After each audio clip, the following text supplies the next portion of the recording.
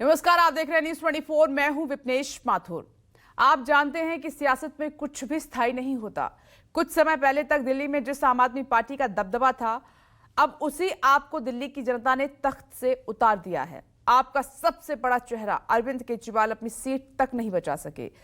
अब सवाल इस बात को लेकर उठ रहे हैं कि आगे अरविंद केजरीवाल क्या करेंगे, क्या होगा उनका, आम आदमी पार्टी की भविष्य किस तरह से रहेगा। सबसे बड़ी बात यह है कि आपको आगे किन चुनौतियों से निपटना पड़ेगा, किन चुनौतियों का सामना करना पड़ेगा।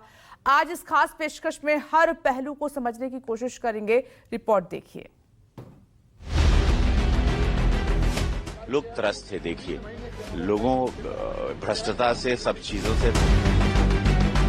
जाड़े में ठंड और राजनीति में घमंड, इनसे जल्दी अकड़ आ जाती है। शराब का नशा बहुत चढ़ गया था, लोगों ने ये शराब का नशा उतार दिया है। बीजेपी नेता तो तंज कसेंगे, बीजेपी नेता तो सवाल उठाएंगे, क्योंकि बीते एक दशक में ब्रांड केजरीवाल ने आम आदमी पार्टी का जो मजबूत किला खड़ा किया था, वो इस बार के चुनाव में ध्वस्त हो चुका है। आम आदमी पार्टी के बड़े बड़े दिग्गज अपनी सीट नहीं बचा सके।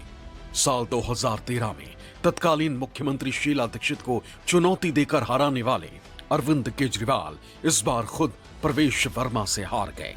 अरविंद केजरीवाल आपका प्रमुख चेहरा है। जाहिर है केजरीवाल के हारने के मायने बहुत गहरे हैं। अब सवाल ये कि केजरीवाल की हार के बाद उनका क्या होगा। केजरीवाल के पास अब कोई संवैधानिक पद नहीं और न ही साल 2028 से पहले राज्यसभा के सांसद बन सकते। इसके पीछे खास वजह है। पंजाब के लिए राज्यसभा चुनाव वर्ष 2028 में होंगे, तो इसी तरह दिल्ली में भी राज्यसभा चुनाव वर्ष 2030 में होंगे।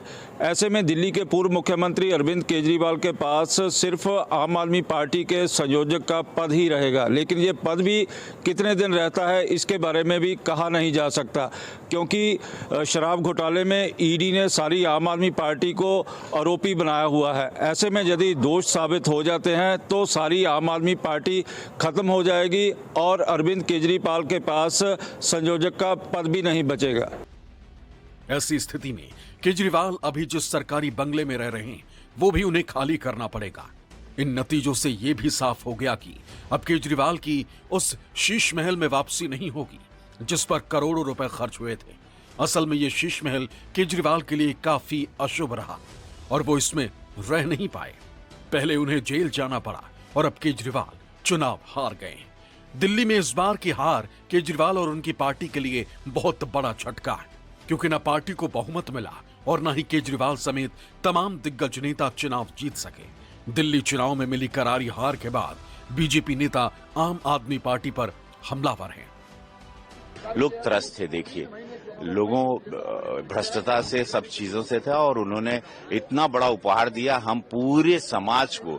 मुझे मौका नहीं मिल पाया था, लेकिन हम धन्यवाद देव आप सब लोगन के कि हमार बात मनला और यशस्वी प्रधानमंत्री मोदी जी भाजपा को 27 साल का वनवास काटे। जो एजेंडा लोगों के सामने रख के इन लोगों ने चुनाव लड़ा था, बाद में 2 बार जीत के आया, वो सब भूल गए। भ्रष्टाचार, शराब, तो ये शराब का नशा बहुत चढ़ गया था, लोगों ने ये शराब का नशा उतार दिया है। इतना ही है और कुछ नहीं है। नतीजों से पहले आम आदमी पार्टी इस बात को लेकर आश्वस्त थी कि इस बार उन्हें 50 से 55 सीटों पर जीत मिलेगी, लेकिन नतीजों ने सारे समीकरण बिगाड़ दिए।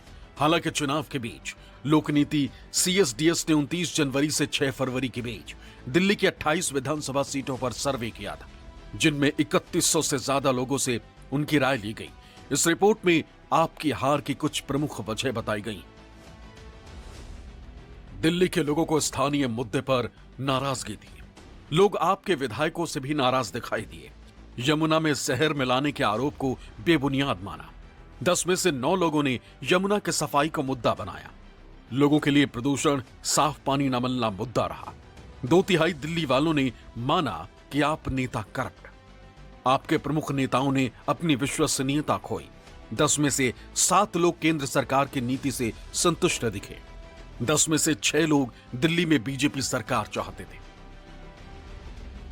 आम आदमी पार्टी का उदय ही भ्रष्टाचार के खिलाफ शुरू की गई मुहिम से हुआ था और अब इसी भ्रष्टाचार के फेर में आपके दिग्गज नेता फंसे हुए हैं। कथित शराब घोटाले मामले में अरविंद केजरीवाल जमानत पर हैं। इसमें उन्हें फिर से गिरफ्तार किया जा सकता है। जाहिर है अगर अरविंद केजरीवाल फिर से जेल गए तो पार्टी टूटने का खतरा बना रहेगा। यही वजह है कि चुनाव हार के बाद अरविंद केजरीवाल ने हारे हुए उम्मीदवारों से भी मुलाकात की और जीतने वाले विधायकों से भी मिले। इस तरह से अब जिस इलाके से चुनाव लड़ा है उस इलाके में जनता की सेवा करनी है, जनता के बीच रहना है और वहाँ से जो बीजेपी के लोग जीते हैं वो भले ही लोगों के लिए काम करें ना करें, लेकिन उन्हें हमारे कैंडिडेट्स को उनके बीच रहना है, जनता की सेवा करनी है और आने वाले समय में अपने इन कैंडिडेट्स का अनुभव पूरे देश के लिए, पार्टी के प्रसार के लिए उनकी ड्यूटी लगाई जाएगी पूरे देश में, तो ये उनके साथ चर्चा होगी। जाड़े में ठंड और राजनीति में घमंड, इनसे जल्दी अकड़ आ जाती है और जनता अकड़ को जल्दी ठीक करना जानती है। दिल्ली का हश्र यही हुआ है। आदरणीय प्रधानमंत्री नरेंद्र मोदी जी पर लोगों ने विश्वास व्यक्त किया है। उन्होंने जो कहा था कि मोदी जी हमको हराने के लिए अगला जन्म लेना पड़ेगा। मोदी जी जो कुछ करते हैं इसी जन्म में करते हैं, क्योंकि वो कर्मशील हैं, क्रियाशील हैं। दिल्ली में हार का आप नेताओं पर भी असर दिखाई देगा, क्योंकि अब दिल्ली में आपकी सरकार नहीं, विधायक भी सिर्फ 22 की संख्या में। इसलिए दिल्ली विधानसभा में अपनी बात रखने का वैसा मौका नहीं मिलेगा जैसे पूर्ण बहुमत की सरकार में बीते 10 साल से आप नेता रखते आए थे। देखिए, पार्टी हतोत्साहित तो होगी जब उनका सबसे बड़ा नेता हार जाएगा इलेक्शन, तो उनका मन थोड़ा भटकेगा और ये मौका होता है विरोधियों के लिए कि भाई वो आकर पोचिंग करें, जिसे अंग्रेजी में बोलते हैं शीप स्टीलिंग, भेड़ बकरी चुराए। लेकिन मैं ये समझता हूँ कि आम आदमी पार्टी के जो लोग हैं, जो तटस्थ हैं उसके साथ, वो मजबूत लोग हैं और ये लोग जेल में लंबे समय तक रहकर भी नहीं टूटे। एक आशंका इस बात को लेकर है कि अगर आपके नेताओं और कार्यकर्ताओं का मनोबल कमजोर हुआ तो आगामी चुनावों में भी आपके नेताओं के लिए मुश्किलें खड़ी हो सकती हैं, क्योंकि दिल्ली नगर निगम में जो 11 वार्ड खाली हुए हैं उन पर उपचुनाव होना है। Bureau report, news 24। तो आप और अरविंद केजरीवाल की आगे की राह इतनी आसान नहीं है जितनी अब तक रही है। केजरीवाल के सामने कई चुनौतियां हैं, जिसमें सबसे बड़ी चुनौती पंजाब में सरकार बचाने की है, क्योंकि दिल्ली में हार के बाद बीजेपी और कांग्रेस दोनों की निगाहें पंजाब पर टिकी होंगी। इसके अलावा दिल्ली नगर निगम में बने रहना भी चुनौती से कम नहीं है, क्योंकि 11 वार्ड खाली हुए हैं जिन पर उपचुनाव होंगे। रिपोर्ट देखिए।